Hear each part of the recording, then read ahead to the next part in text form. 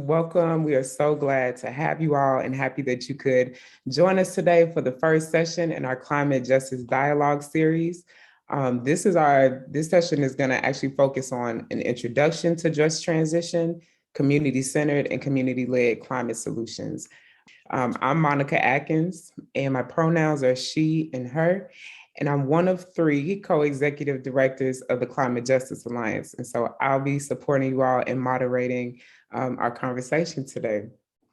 So just want to give a little bit of information for those who may not be familiar with CJA and the Climate Justice Alliance. So we are, standing on the shoulders of powerful environmental and climate justice communities.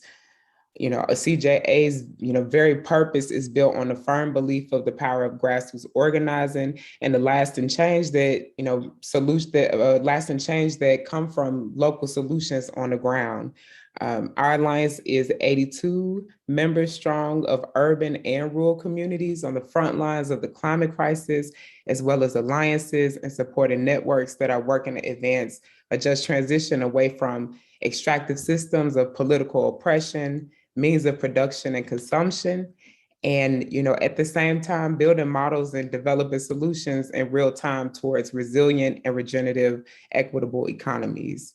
And so, as we move into this crisis decade, we're committed to taking meaningful action on climate and really deeply understanding grassroots power building and climate solutions is how we can collectively take that meaningful action together. Today, you all will hear from 4 of our members. So Mia Yoshitani at Asian Pacific Environmental Network, Candy White at Indigenous Environmental Network, and Deanna Lopez at the Southwest Workers Union, and also Trina Jackson at Grassroots International. So over the last couple of years, we've seen an accelerated pace of money moving into climate from philanthropy. And this has also been accompanied by the appropriation of movement language without a deep understanding of the principles and the values that are not separate from what makes a just transition just. And so while we hear funders and hear from funders about making, a commitment to integrating equity into their grant making practices and having these intentions to fund at the intersection of racial and climate justice, grassroots organizations are remaining to be chronically and severely underfunded. So who resources are liberated to and how those resources are liberated is a matter of life and death in this moment and will determine whether or not we all have a planet to live on. So we want to invite you all to be a part of changing that dynamic today. We designed the Climate Justice Dialogue series as a way for funders to be able to learn directly from frontline leaders. So this 3-part series will be part training, part political education, and part dialogue. So today we'll be introducing several tools and some resources that are centered on environmental justice, climate justice, and just transition. So we encourage you all to use this kind of as an early step and just really continue the learning journey to really understand grassroots communities that are on the front lines.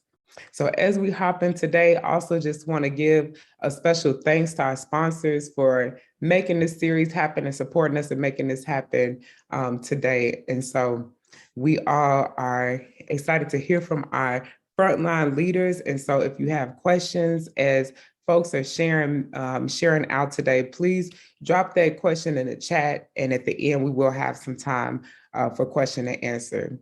So with that, we'll pass it over to Mia to get us started.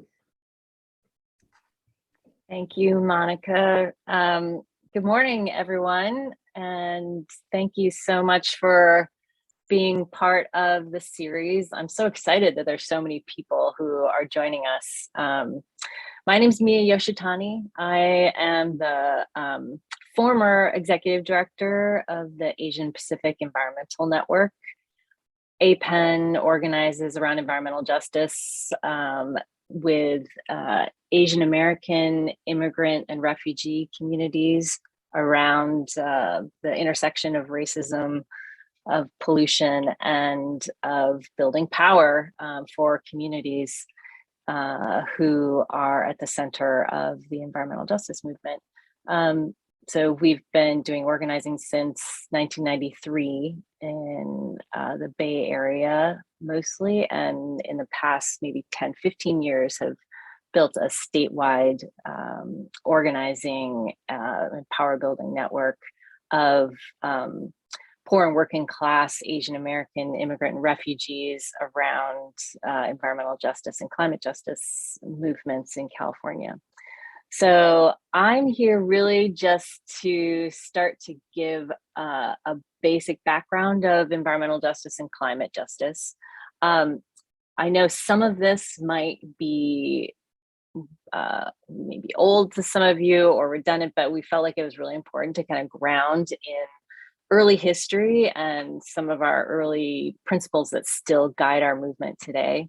So I'm going to walk through just a quick history and grounding, and before doing that, I just want to start with this very fundamental thing of like, what are we talking about when we talk about environmental justice? What does environmental justice actually mean?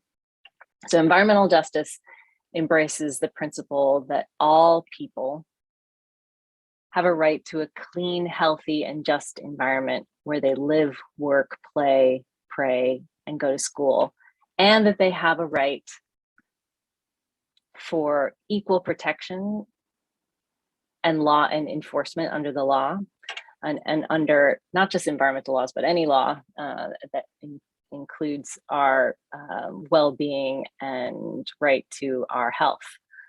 So we recognize that due to racism and classism, that communities of color and low-income communities and low-income neighborhoods and indigenous nations and communities that are most likely to be disproportionately harmed by toxic chemicals, by exposure to industrial polluters, by economic injustices, and by the kind of negative use of our lands, that these communities are also the least likely to benefit from improvements to the environment.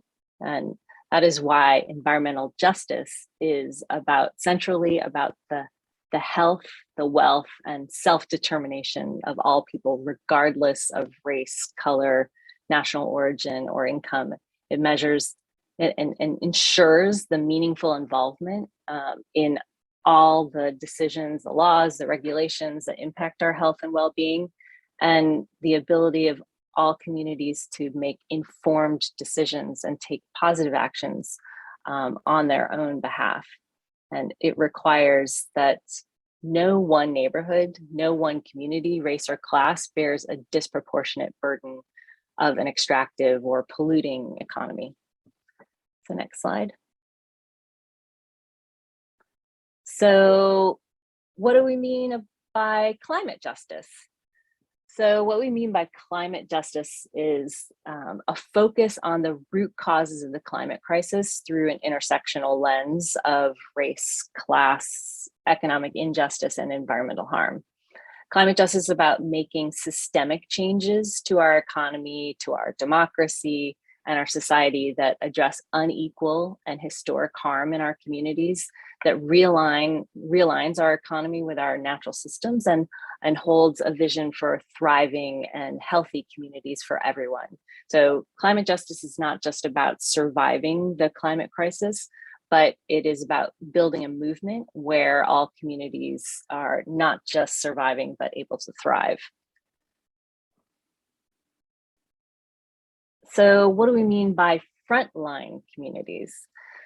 So when we talk about frontline communities in environmental justice and in climate justice, we're talking about the communities who are impacted first and worst by climate change, and also impacted first and worst by the root causes, including white supremacy, patriarchy, and colonization. So these are communities that are facing the cumulative impacts and the disproportionate burden of living with both the root causes of climate change, like communities that are living next to refineries, pipelines, mines, drilling, fracking, freeways, pesticides, and the same communities who are facing the worst of the impacts from the climate crisis itself. So folks who are facing the worst of wildfires, of floods, of hurricanes, of superstorms, of drought, of soil degradation, of sea level rise, and also of displacement.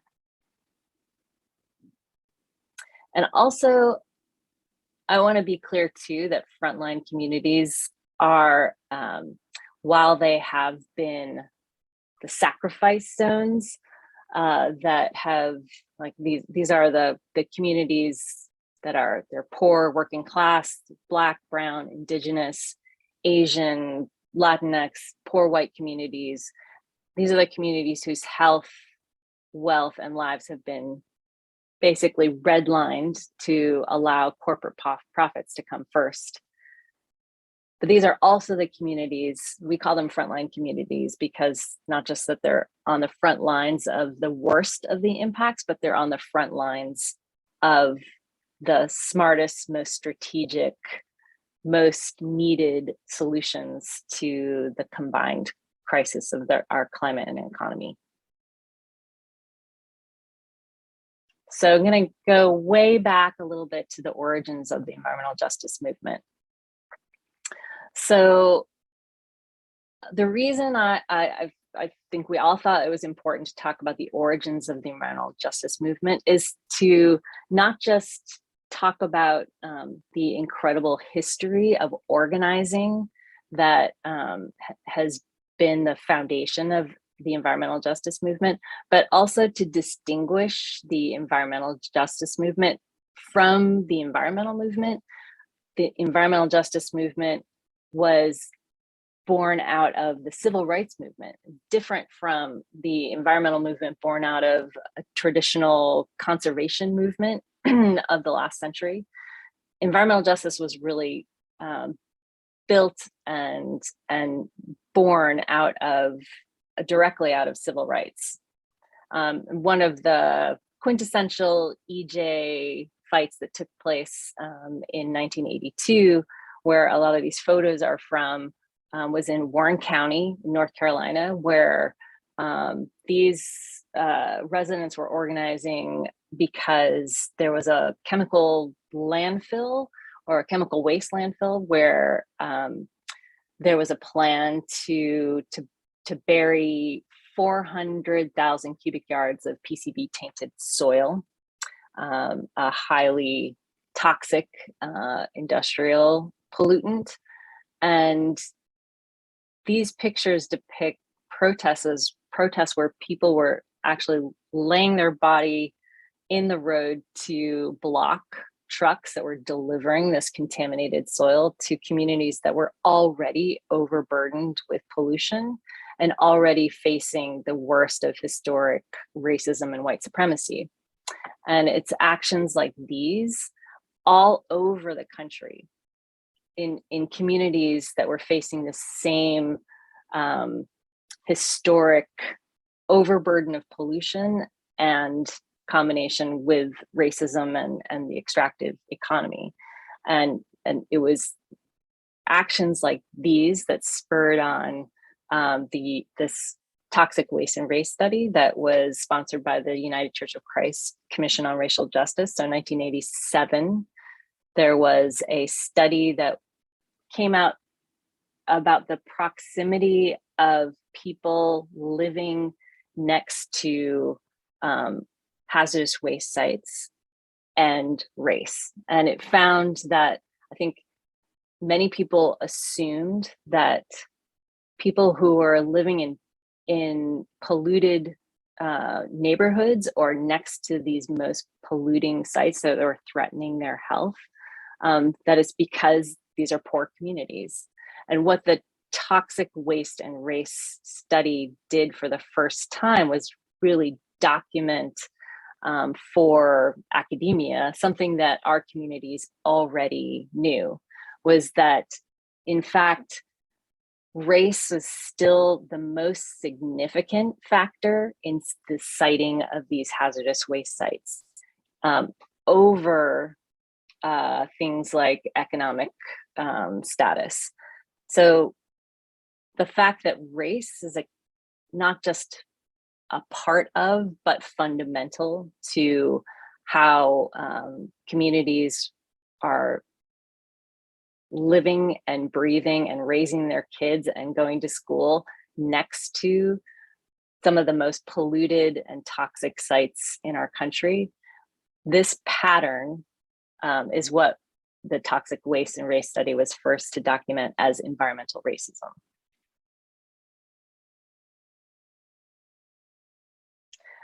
Okay.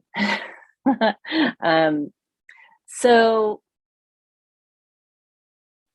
one of the most important events in the environmental justice history was the first National People of Color Environmental Leadership Summit. I happen to be a 20-year-old undergrad student, was able to attend the summit. This was a seminal event for the environmental justice movement, where for the first time ever, there were community leaders from communities just like in Warren County, but from all over the United States: Indigenous, Black, Latinx, Asian American communities of color from all over the US, that came to this summit to basically articulate not just how environmental racism was impacting our communities, but a vision for what environmental justice would look like. And that brought us to the principles of environmental justice, which is still today one of the most important foundational documents, and I think holds up really well even today. Back in 1991, we started with 10 at the summit. We added 7 additional ones, so there are 17 principles. I think I won't have time to read them, but these principles are principles that our communities live by, and our movements live by, and lift up this voice of not just what we don't want to see, but it lifts up and affirms the fundamental rights that all communities have to a clean and healthy and just environment, and to self-determination for the solutions that are necessary for us to achieve environmental justice. And the other kind of core foundational document is the Jemez Principles, created in 1996 by environmental justice leaders during a globalization, meeting on globalization. And these are 6 core principles that help us as a movement to guide our work and relationships within, not just inside of the environmental justice movement and climate justice movement, but also with our key partners, and to establish equitable relationships and accountability to frontline communities. So these 6 principles are to be inclusive, to emphasize bottom-up organizing, to let people speak for themselves, work together in solidarity and mutuality, and to build just relationships. All right, so founding of the environmental justice movement, the climate justice movement, as we're with its origins in the environmental justice movement, there were communities who organized to go to the UN climate in Copenhagen in 2009. And there were several grassroots networks like the Grassroots Global Justice Alliance and Right to the City Alliance that organized members to this summit. And after going to that summit, organizing members to also go to the People's Assembly at the US Social Forum in Detroit in 2010. Grassroots organizations came back and reflected on the need to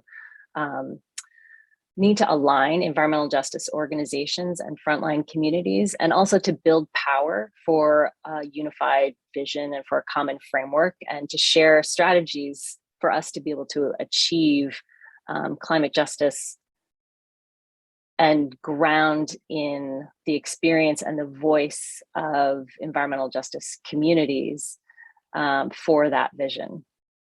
And in 2014, I think you can move to the next slide. Another seminal moment was the People's Climate March. It was a really historic event that was proposed to coincide with the UN Permanent Forum for Indigenous Peoples and the International Climate Summit. This march brought 400,000 people to New York City, was co-organized by one of the Climate Justice Alliance's founding member organizations, UPROSE, and New York City Environmental Justice Alliance and Ironbound Community Corporation from New Jersey, and the Indigenous Environmental Network, Grassroots Global Justice Alliance, all helped organize and mobilize over 30,000 people to this march of 400,000 people that actually helped really shift the US climate movement and centering the leadership of Indigenous communities, communities of color, working class, white communities, to the core framework that frontline communities are the front line of the crisis and the forefront of climate change. That became a seminal movement for our climate justice movement. So I think just to wrap up, one of the main points here is that at the root of the climate justice movement are organizations that are building power in communities every day. So these are communities that are facing the worst of environmental racism, and they are building the tools and the infrastructure and the movement and the power for the solutions that are most needed to address the systemic climate crisis. So APEN, my organization, is one of those organizations, among many others, like some of the founding organizations of the Climate Justice Alliance, like the Farm Worker Association of Florida, Southwest Organizing Project, the Just Transition Alliance, all formed either in the early 80s or in the 90s. And these organizations have long histories, like APEN, of building economic, political, and cultural power at the grassroots in communities that are most impacted by this combined crisis, and organizing to win climate strategies that are the most needed for everyone in order to be able to survive and thrive through the climate crisis. So I know I'm running out of time, so I just want to pass to Candy. Thank you. Yeah. Okay, so thank you so much for that history, Mia. I think it was really good. I mean, even being in this for me it's good to remind ourselves where we came from. And I think we can go to the next slide. I'm not sure if we queued up to go through to my section here. I guess I can talk about these, but I do want to introduce myself in my language. So interpreters, I will interpret afterwards. So in Hiradza, I would say, Dosha Maragoets, Marishima Ishu Yehets. And what I said was, hello relatives, my name is Eagle Woman. My English name is Candy White, and I am a citizen of the Mandan, Hiradza, Arikara Nations in North Dakota. I'm currently calling in from Montana in Absaloka territory, otherwise known as Crow Country to some people. And I just wanted to definitely give a shout out and land acknowledgement of where I'm from and where I'm calling from. So I just want to appreciate everybody for joining us today. And if we could go to the Just Transition slide from Ian, that would be excellent. This is some of the stuff that Mia had, but I believe the slide decks will be shared. So thank you. All right, so continuing on talking about the organizations and the work that we do, I have been working with the Indigenous Environmental Network for about 14 years now already. I can't believe it. But our organization was formed in 1990.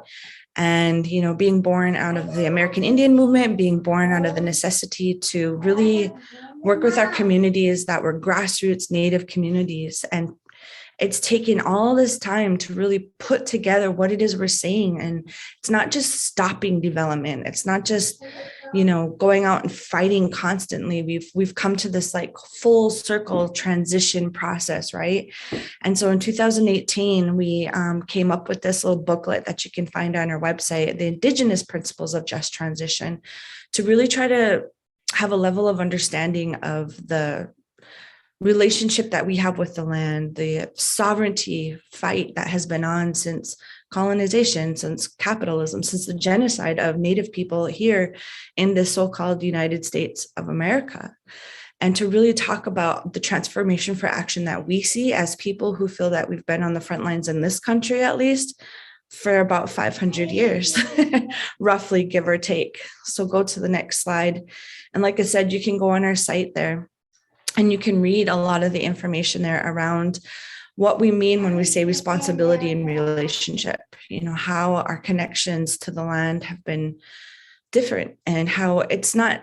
My friends and I, it's so funny. We talk to each other in our communities, right? When I'm at home on the reservation and we're talking about, being real spiritual and being connected to the land. And, then we bring up these words like stewardship and we think it's funny. We laugh about it. And, we tell people outside of Indigenous or Native communities, this can apply to everybody. You say holy, not that sacred, you don't have to be like some westernized version of what it means to be Native or Indigenous to be able to take these principles and adjust them for your communities in order to transform action. And so I think it's really good for people to hold the fact that the reason we've come up with these principles is what I'm going to get into next. And so you can definitely go on and read the book. But for example, myself, like I said, I grew up in North Dakota.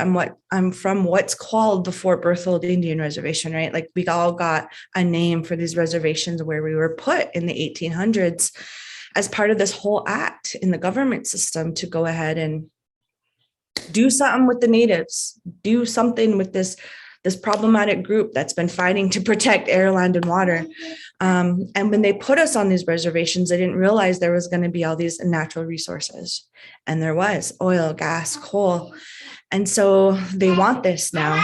And what this has caused in our communities is a huge divide and conquer mentality. It has exacerbated racism on our communities. And you can see in the one picture that we had some kids, elementary school kids, find some awful language, as they were playing out in the community at home.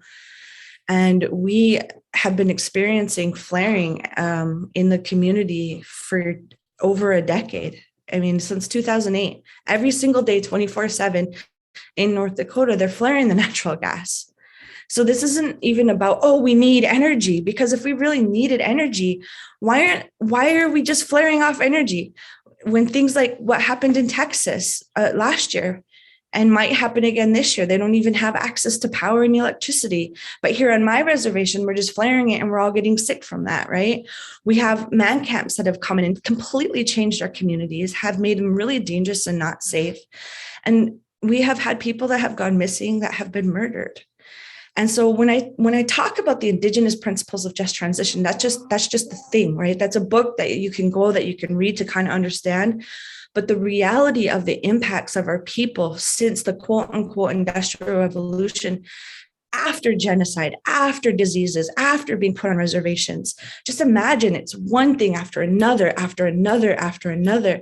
And now sicknesses, problems with reproduction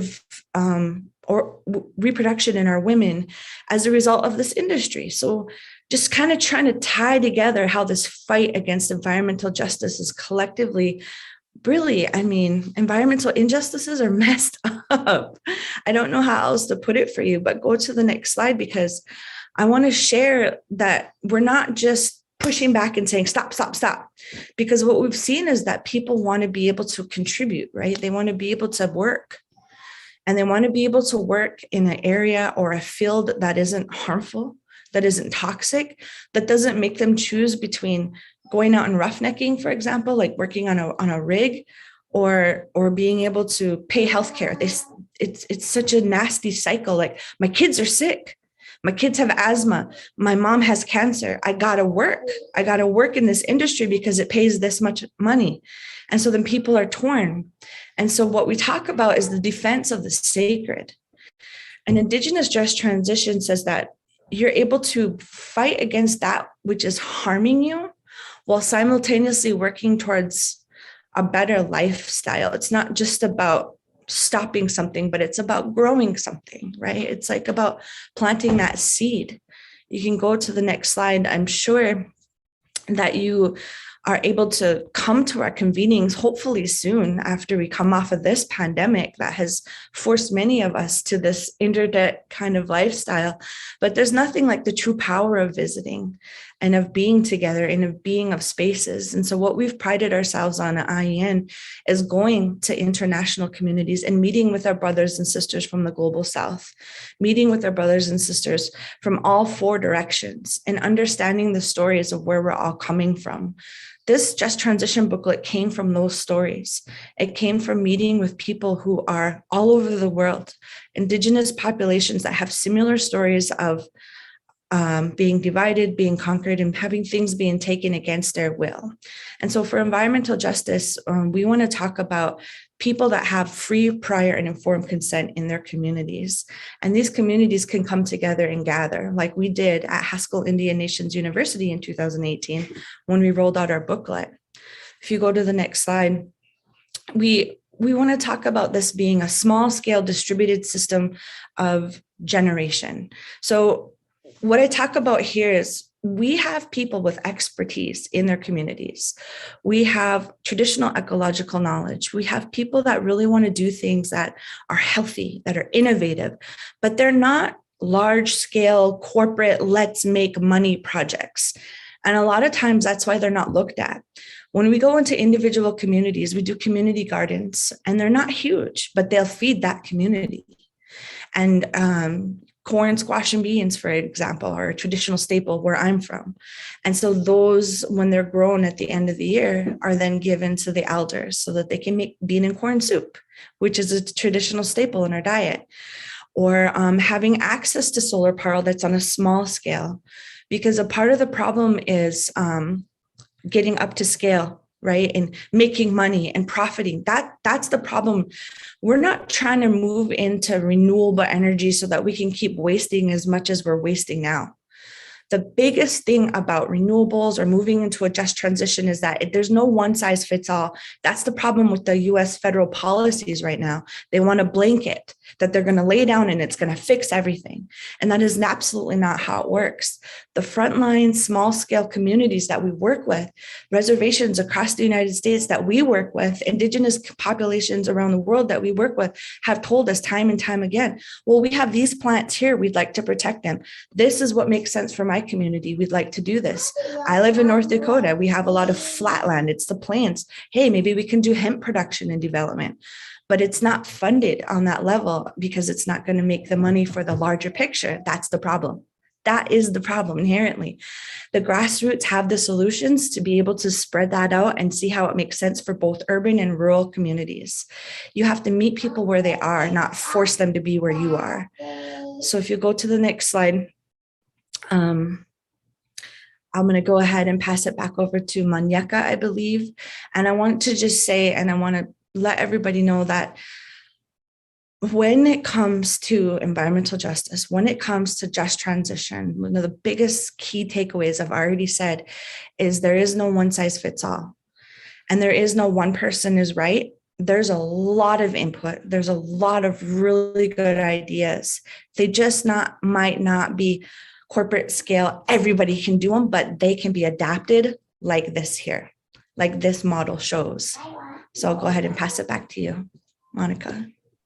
Thank you so much, Candy, Candy and Mia, for being able to share with us like all that wisdom. I know, it was quite a bit of information, but just want to take a few minutes here and pause and breathe in all of this wisdom, take a deep breath and really absorb all of this knowledge that just came in before we, go into this framework on the just transition.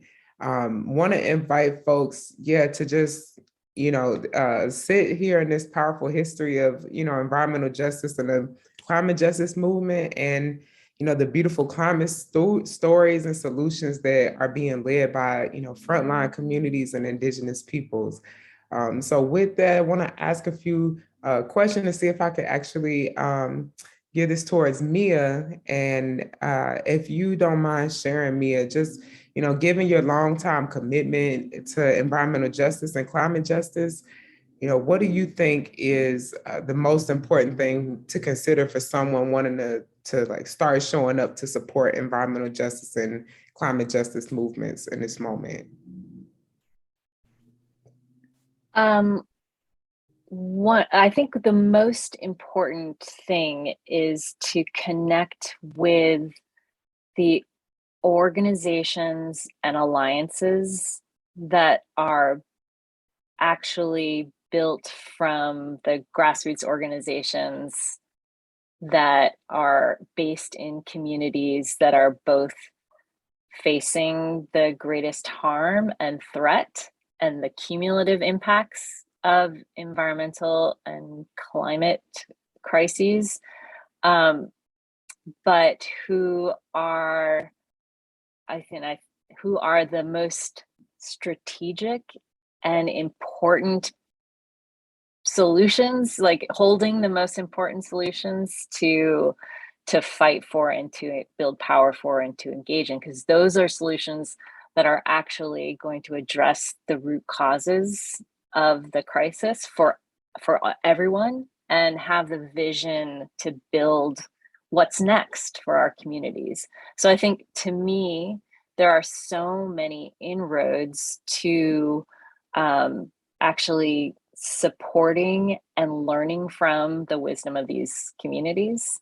And it really starts by being in alignment with and being in partnership directly with the communities that are most impacted. And that's one of the reasons that the Climate Justice Alliance exists, actually. And so I think it's really important to lift up the actual formations that we've built to aggregate power of our communities. Thank you so much, Mia. So direct communication, direct partnership, and deep alignment. Thank you for sharing those reflections. So sweet. We have so much more to share too before we hop into this framework. Want to just invite Deanna to come in and share on the framework, and just a reminder for folks too, if you have, I see the chat has been going off here, so continue to drop in any like reflections or affirmations or questions, because we will have some time here at the end as well to answer some questions that you all may have. So with that, go ahead and pass it over to Deanna Lopez from Southwest Workers Union.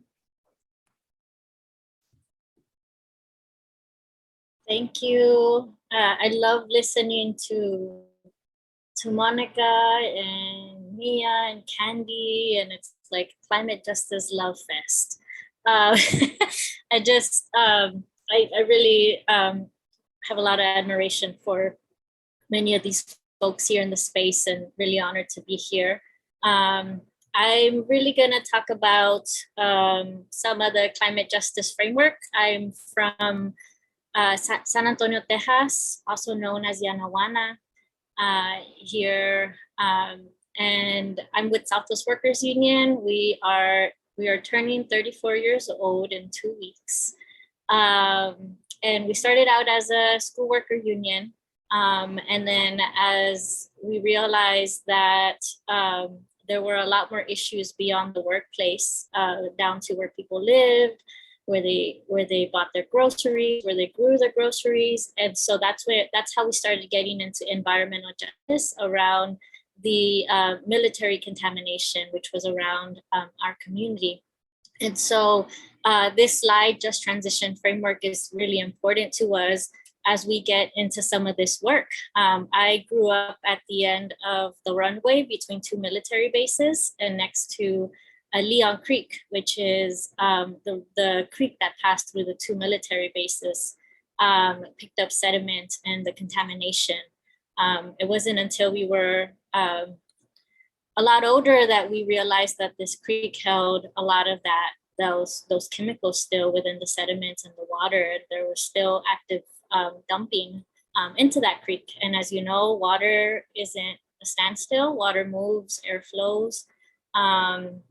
Despite what some scientists might say, we knew this in our hearts, right? And that's part of where Just Transition and this framework comes in, is because when the military base closed down, where I grew up, it transitioned into something much worse.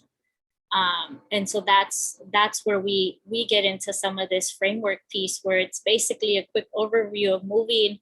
I'm going to go through it, and it's everybody's task on this call that's listening to really dive deep into some of these pieces, right? Because we're basically approaching production and consumption cycles holistically and in a waste-free way. Just Transition is a systemic change model, and it's also not the only model that exists. We see internationally, Candy shared the IEN Just Transition model, and there's many others that exist, like the Buen Vivir model, and many others around internationally. And so this framework is specifically rooted within our power communities, within many of the communities that we hear from, and some of the history that we heard from Mia, right? So it's developed from there, and as well through our ancestral knowledge of where we come from, where we know as our community and our community experience. So this model was developed by the movement generation with many of the frontline leaders that later became the Climate Justice Alliance.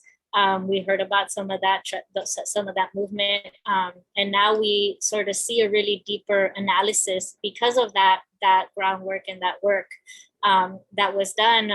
If we take a look at the extractive economy on the left, we see the 5 pillars of our dominant economy. And if we take a look on the other side, the regenerative economy, 5 pillars, 5 figures. I'm a youth organizer, so I'm very hand friendly. And then if we look at the other side, we see an eco regenerative economy model with those same 5 pillars, but as centered on well-being instead of what we see on the other side, which is work and exploitation. And so this model is really moving from to get from the extractive economy to local living regenerative economies. And what the work that we're doing right now is sort of the middle area that is oftentimes a grayer area, right? How we do the work is often challenging. We could be the visionary work, but we have to really break down the sectorial shifts to really get to sort of how we move into those pieces. And so and really understand that we must divest from extractive power structures and invest in our power. And so when we look at these different sectoral shifts, we see food sovereignty, energy democracy, safe and affordable housing, transit equity and clean transit, zero waste, and ecosystem restoration.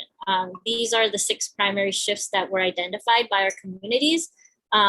And that were as the center and important to really be able to transition into this regenerative vision.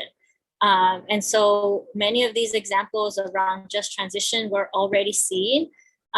Just Transition typically moves through projects, policies, and campaigns to both fight the good, but also fight the bad. I too am very tired of just fighting the bad.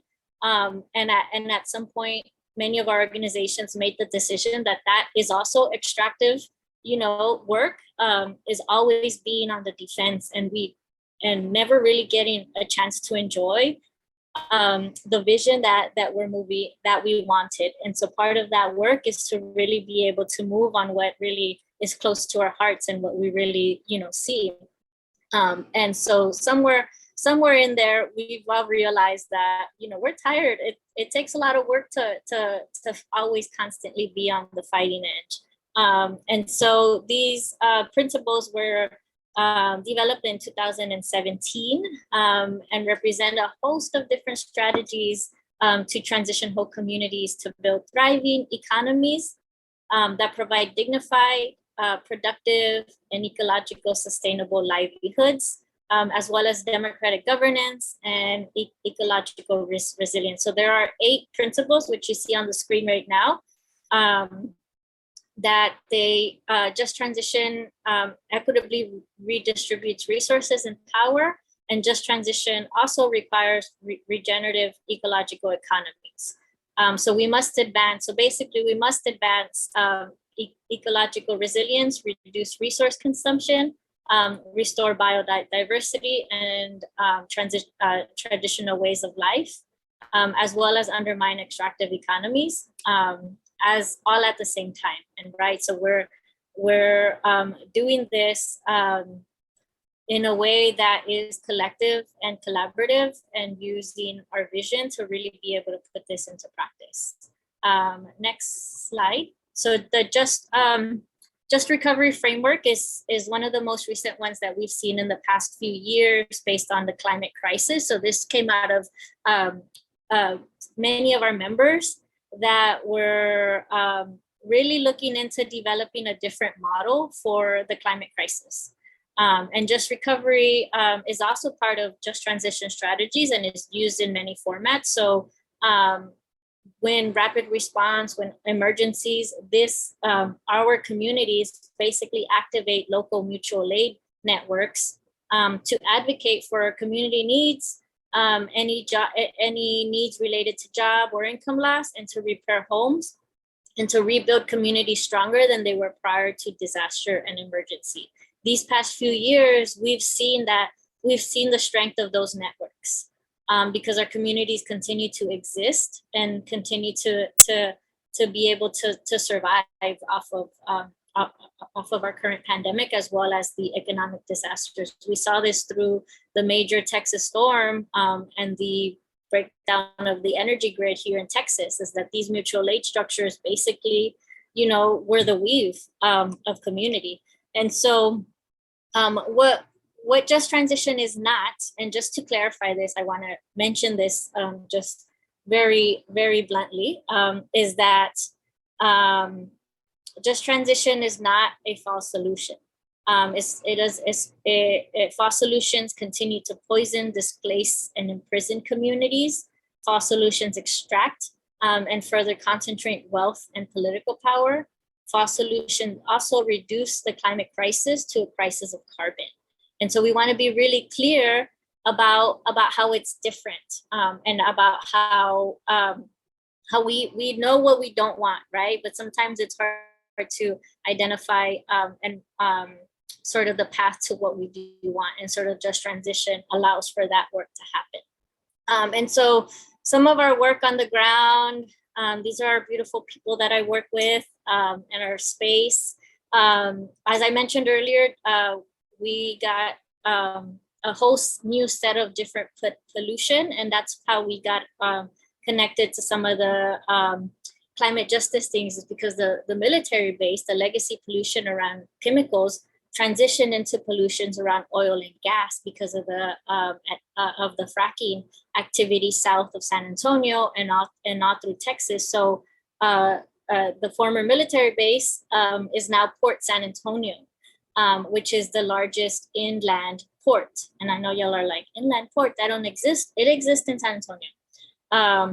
And it basically transferred a different set of pollution that resulted in massive air quality issues and other pieces like that. And so our work is really grounded in working families and grounded in the environmental justice principles. We organize our members through political education, leadership development, youth leadership, voter engagement, And we work towards living wages, ecosystem restoration, which is cleanup by the industry and the military. We've done this through popular education, which is our favorite form of like sharing stories and information, doing toxic tours, taking people who have never been to our community and never had an understanding of what we talk about into our community, not as, spectators or anything, but as a way to kind of gather that information and hear it directly from people most affected. And then we as organizers work to transform those stories and those words and those demands into policy, practice, things like that, with the help of our folks. And so we have a few communities, and one of them is a few of the visioning pieces, which is around mutual aid, which is our regional healing and resiliency hub, which is what we're working on, is to transform our space into sort of a safe hub for our community, and specifically be able to be a resiliency hub during emergencies.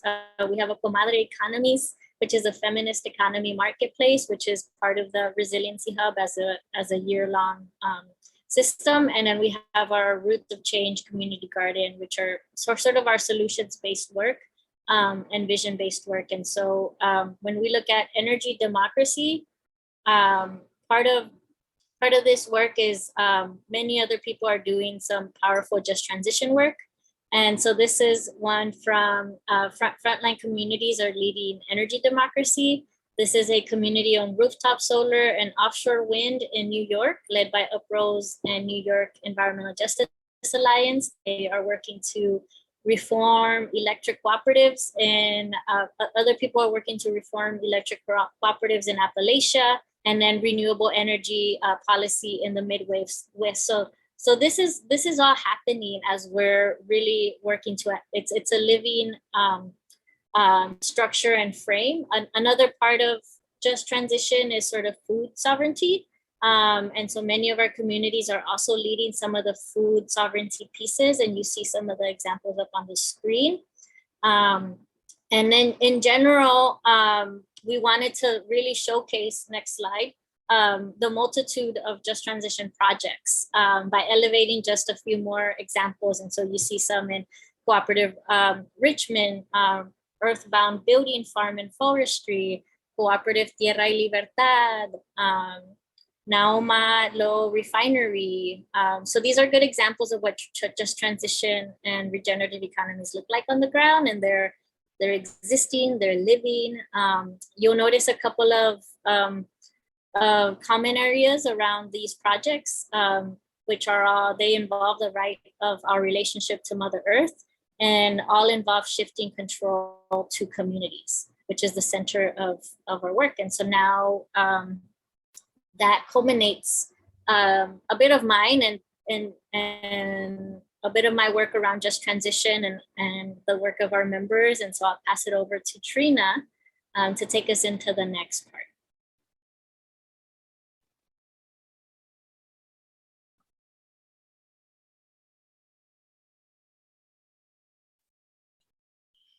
Well, thank you so much. Just waiting for my slides to show up. There we go. Thank you. Greetings, everyone.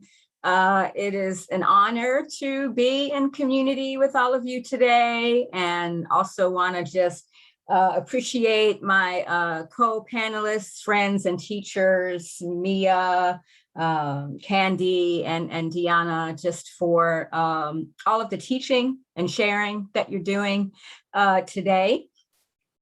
My name is Trina Jackson. I am with Grassroots International. My pronouns are she and her, and I am joining you all today from the unceded territory of the Mashpee Wampanoag in Boston, Massachusetts. Just a little bit about Grassroots International. Was founded in 1983. Our mission is to connect people in the US with global South movements working for food sovereignty, human rights defense, water and land defense, and political self-determination. We accompany social movements through our grant making and our social action, and we are really proud members of the Climate Justice Alliance and also Grassroots Global Justice and the U.S. Food Sovereignty Alliance. So just like a little bit about my own personal story real quick. I'm African-American. I was born in Louisville, Kentucky, on what is Shawnee, Cherokee, and Chickasaw land. And I am the descendants of enslaved Africans brought to this country. I was raised in an environmental justice community next to the city incinerator. And many people in my family grew up with asthma and other respiratory illnesses. And I can remember as a child that I was within walking distance of the incinerator. So that toxic waste study that cited how a lot of these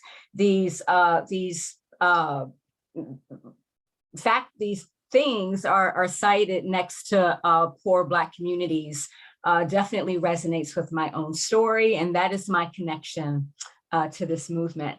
I will also say that it's been an honor to be on staff here at Grassroots International, for me to kind of put my story in much more of a global context. And I've learned so much from learning a lot about our Global South movements. And I'm really just excited to share with you what we are seeing in the different regions where we work. If you just go back to the slide before, so that I can kind of talk about a few of the examples I wanted to lift up.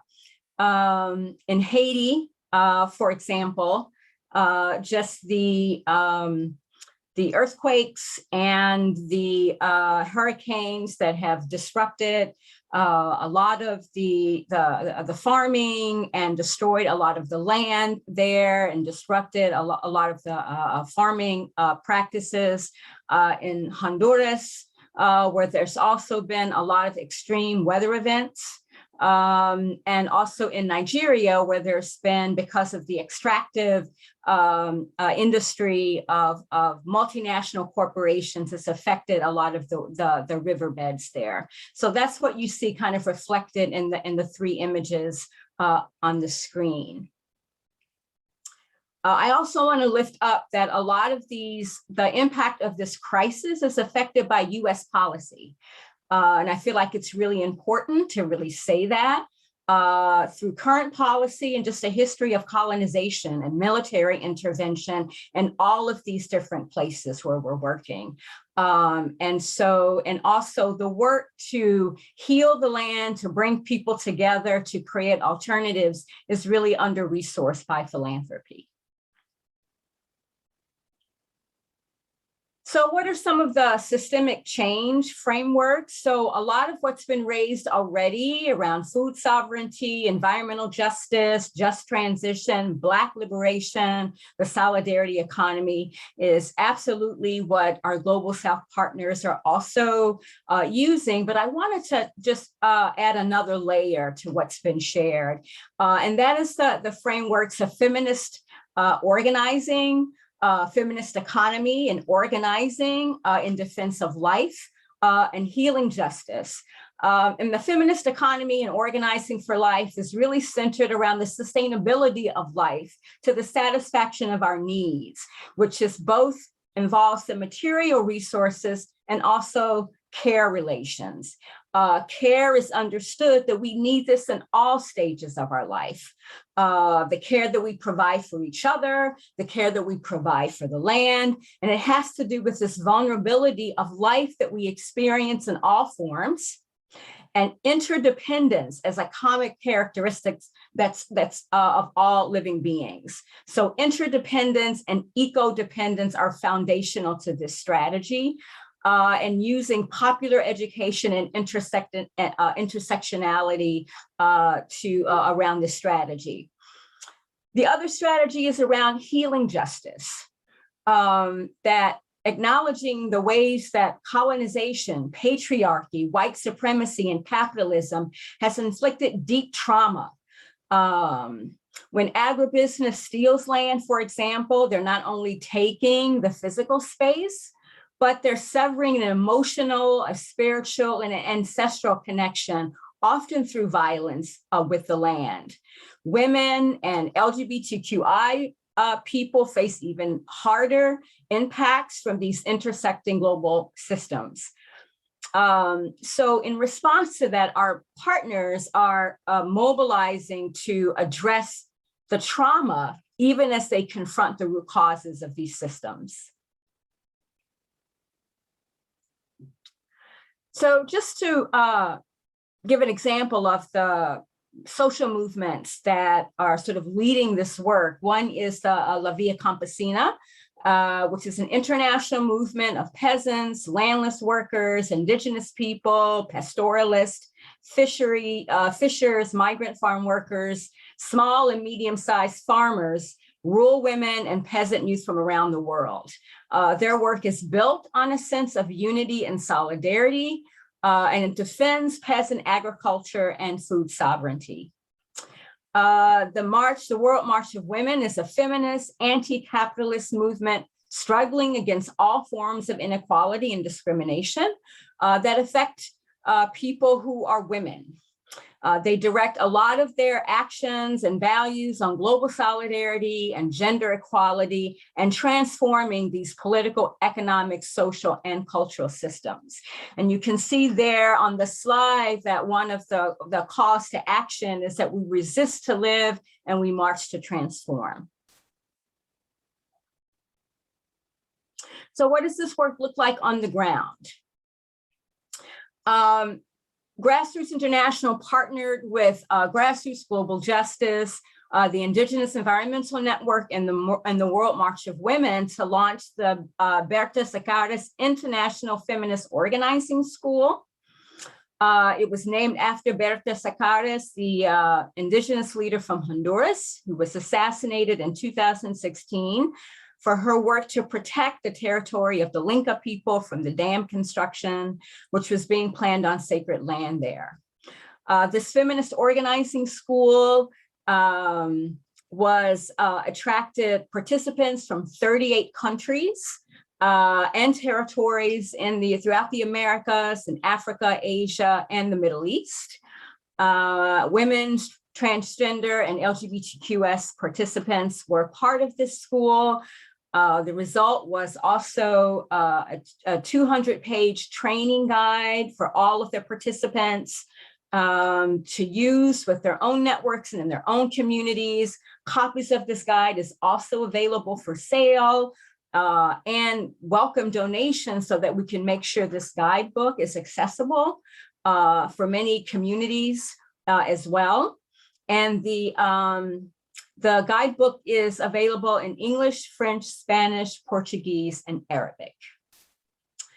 What you're also seeing are examples of other indigenous healing practices and traditional medicines,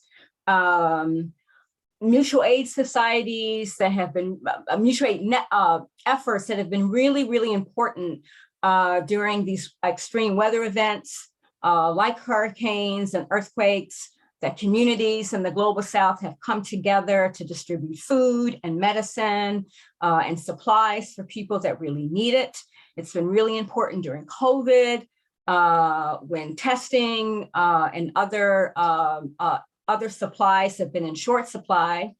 And some of the healing justice practices include storytelling, where people can share stories as a form of healing. And healing is a really important part of the resistance strategy. I can give just sort of a couple of examples. The Gaza Mental Health Program works to address the immediate traumas from the Israeli bombings, particularly with the impact on children in our work in Palestine. There is a project in Brazil where creates space for women in Quilombola communities to heal from the trauma of violence in that region.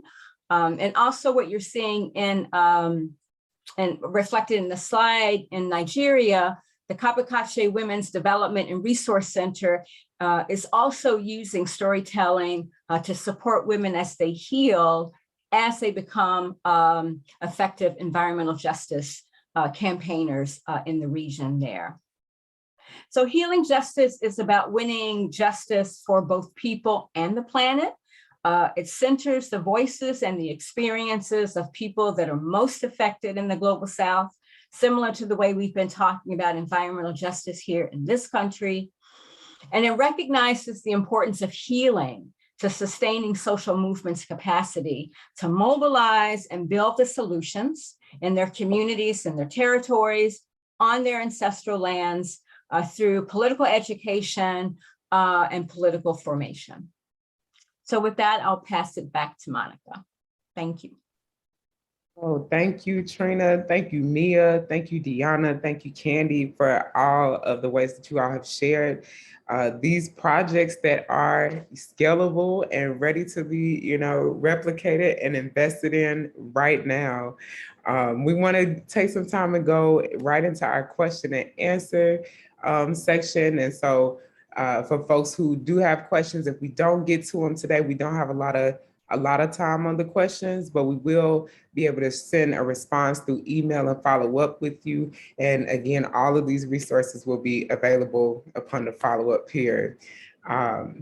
So with that, I will, we had got some questions that were a little bit combined from two different folks. So Henry from Bridgespan and then Allison from FSG. And so the question, which will be posed to Mia and to Trina, what is the role of philanthropy in a just transition, what to do and what not to do, and what should be the top priorities for philanthropists to support a just transition? So any reflections, Mia and Trina, that y'all want to share? I think we might have a slide. There's a slide on the People Solutions lens, if you could bring that up. I think this is really helpful. So this is something that we developed actually to kind of guide some of the approach from funders to working in true partnership with frontline communities around climate justice and environmental justice. So asking these kind of core 4 questions and doing a deeper investigation on who is making the decisions. So basically, like, are communities at the center of the decisions around this approach that is going to be funded? Who benefits? So is this solution actually helping to clean historic harm of pollution? Is it actually trying to address inequity? Is it actually something that is going to benefit and not harm communities that have been most impacted by the ecological climate crisis? Who else will this impact? A lot of times there are unintended consequences. These are the kinds of, we put false solutions in this category a lot of times, where you are having an approach to solutions to the climate crisis that you think is the right thing to do, and yet without consulting the people who are most impacted, then there are unintentional consequences that can be really harmful. We don't want to promote those with additional resources and moving money into the wrong places.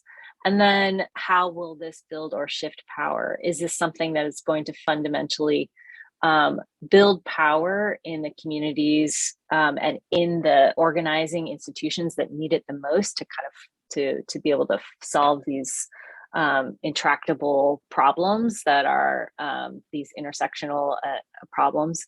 And I would like add one final one that is like, is this in true partnership with communities on the ground who are most impacted?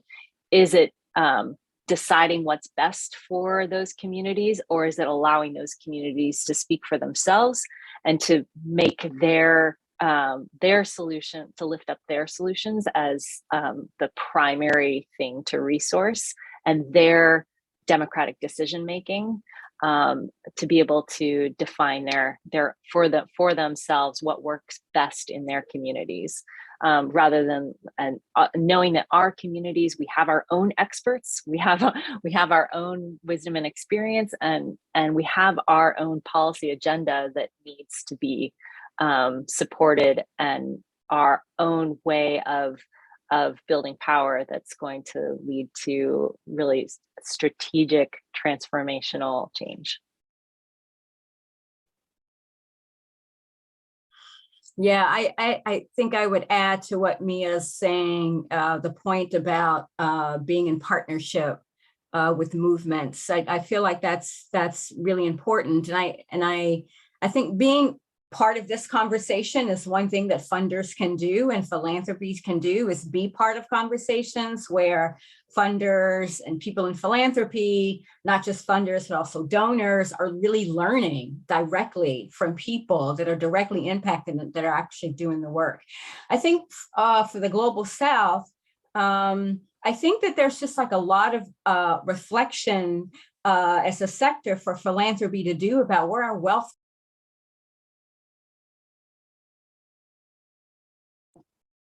I'm sorry, I may have muted myself. So just kind of reflective conversations about wealth, the source of wealth, and shifting how we think about philanthropy as returning funds back to returning resources back to where it's come from, and that philanthropy has a key role in doing that. So I just think shifting for philanthropy to shift its mindset about what it's actually doing. Part of partnering with movements is to understand that wealth is being stewarded back to where it came from. And I think that invites lots of opportunities to connect on a deeper level with the work that movements are doing. Oh, thank you both, Mia and Trina, for that response. And then we have another question here from Anna from the JPB Foundation. And this question will go to Deanna.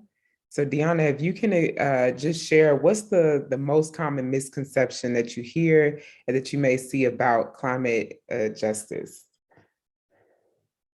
I think from my experience is particularly around the ability for frontline communities to speak for themselves and speak from their experiences as community members. And then the second one is I hear this a lot, even within our own movements, as well as even more within like funders, sort of the ability for Black, Indigenous, people of color to be able to participate, like that there is an interest in fighting for climate justice. And I think like that's directly how our movements work, is that's why we do a lot of the organizing and op-ed work, is to ensure that our communities could speak for themselves and that understand how it's connected, and that many philanthropists, funders should trust sort of the work that's happening on the ground, even though it's a lot slower than what the demand is.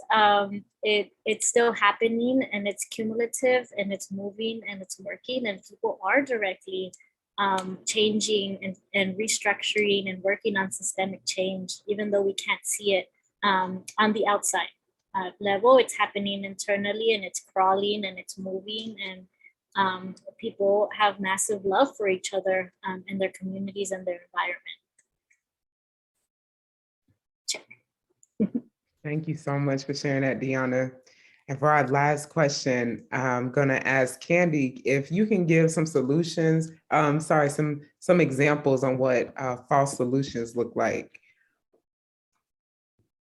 Oh boy, how much time do I have? I mean, there are a ton of false solutions out there. And that's one of the reasons why I shared the booklet around Hoodwinked in the Hot House, because what it really is about is commodifying, making something worth money. So like this parcel of air is literally worth this amount of money. And so, trading air, trading carbon, these kinds of things where it doesn't, anything that doesn't stop pollution at the source. So if you don't keep it in the ground, and try to instead troubleshoot ways to, fix it after the fact. So that's a full solution, is like, I'm going to just keep doing this so I can make money. I'm going to dig up the earth and I'm going to rip into things. I know it's going to cause pollution and problems in communities. I know it's going to make people sick, but it's also going to make billionaires. That means that's a false solution. Right. And so then also the scale of understanding how we work when it comes to real solutions. And when we talk about real solutions, it's definitely a challenge, because like I said before, and like Deanna and Trina, and like how everybody reiterated, it's where people are. There is no one size fits all. There is no blanket statement that fixes everybody. It's not that fad diet that you can go on with the pill and everybody's going to be okay. So I think that the biggest thing is go to the community. We've said it, we've reiterated it. I would love to see funders going out and showing up and just being like, whoa, and having a meal or a coffee or a tea, and then hearing and seeing for themselves, because this isn't just a word. False solution, climate justice, environmental justice, just transition. They could be like buzzwords, but when you're in the community and when you're seeing it, you're feeling it. You're feeling what we mean by how we're impacted and why it's important for us to have to fight back. But it's not just about us on the screen doing this presentation. It's about us as living beings, not even just humanity, but the four-legged, the winged, all of those that swim in the waters. It's about us. And you won't really understand that fully until you see it, until you're there, until you experience it, and until you feel it. And then you'll know. You won't even have to ask the question of what a false solution is, because you'll know. Thank you so much, Candy, and thank you to all of our panelists here. Our interpretation team, just want to give a lot of gratitude and appreciations for you all also showing up. We hope that you've been inspired by what you've learned about grassroots power building and how frontline communities are leading just transitions. And so, and really grounded in, hopefully you all are leaving this conversation fully grounded in environmental justice, climate justice, and a just transition and what that means. So again, all the documentation that you received in the chat, things that you saw here on the screen today will be sent in a follow-up email.